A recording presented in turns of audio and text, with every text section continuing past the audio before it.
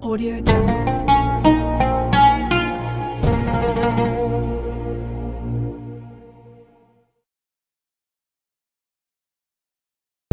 Assalamualaikum warahmatullahi wabarakatuh. Segala puji bagi Allah, Tuhan semesta alam, dan salawat serta salam kita sanjungkan terhadap Nabi kita Muhammad SAW sebagai sosok teladan terbaik sepanjang masa.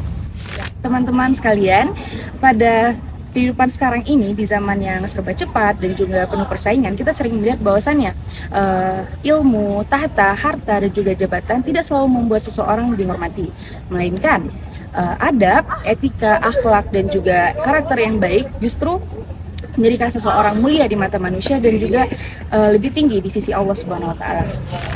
Mengapa sih akhlak, adab, dan etika serta karakter yang baik itu penting dalam kehidupan?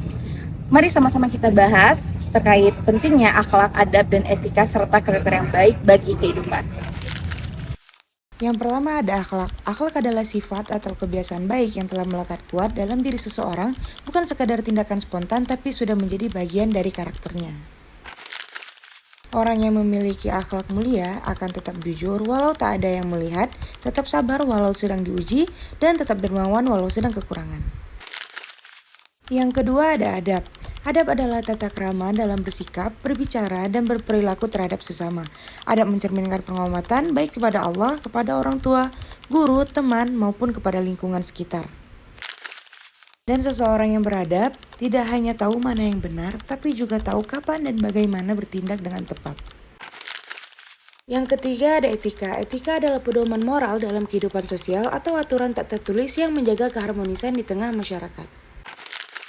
Etika juga mengajarkan kita untuk menempatkan diri dengan bijak seperti bagaimana berbicara dengan orang yang lebih tua, menghormati pendapat orang lain, dan menjaga tutur kata di ruang publik maupun media sosial.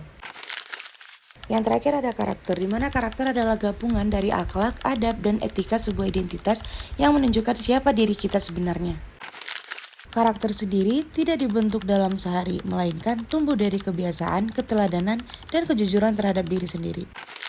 Berdasarkan penjelasan sebelumnya, maka jelaslah akhlak, adab, etika, dan karakter bukan sekadar hiasan perilaku, tetapi fondasi utama yang membentuk martabat manusia dan menentukan kualitas hidup seseorang.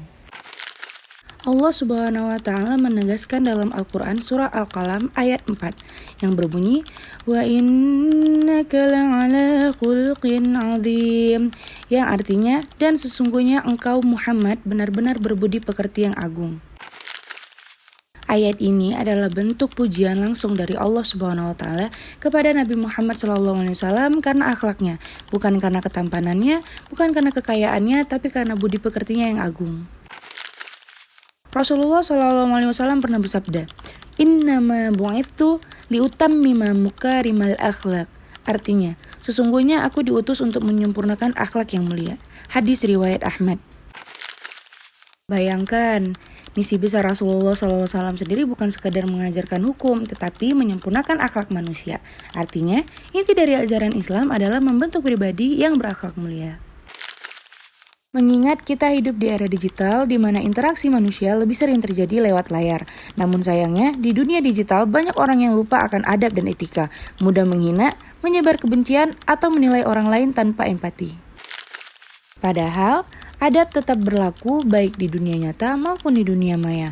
Menjaga akhlak berarti juga menjaga ucapan kita di media sosial, menahan diri dari ghibah, dan menyebarkan hal yang bermanfaat. Akhlak, adab, etika, dan karakter yang baik bukan hanya untuk dipelajari, namun untuk diterapkan dalam keseharian. Mulailah dari hal yang kecil seperti tersenyum kepada orang lain, mengucap terima kasih, tidak menyinggung perasaan orang lain, menepati janji, dan selalu berusaha jujur meskipun sulit. Karena dari kebiasaan kecil, lahirlah karakter yang besar. Teman-teman sekalian, Islam bukan hanya mengajarkan tentang ibadah, tapi juga bagaimana menjadi manusia yang bermanfaat dan berakhlak baik. Oleh karena itu, mari kita tanamkan akhlak mulia dalam diri kita, dalam berbicara, berperilaku, dan berinteraksi. Karena pada akhirnya, yang dikenang dari kita bukan seberapa tinggi pangkat atau kekayaan, tetapi seberapa baik budi pekerti kita. Semoga Allah Subhanahu wa taala membimbing kita menjadi pribadi yang lebih beradab dan juga berakhlak mulia. Terima kasih sudah menyimak, lebih dan kurang saya mohon maaf. Semoga apa yang saya sampaikan pada hari ini bermanfaat bagi kalian semua. Wabillahi taufiq wal hidayah. Wassalamualaikum warahmatullahi wabarakatuh.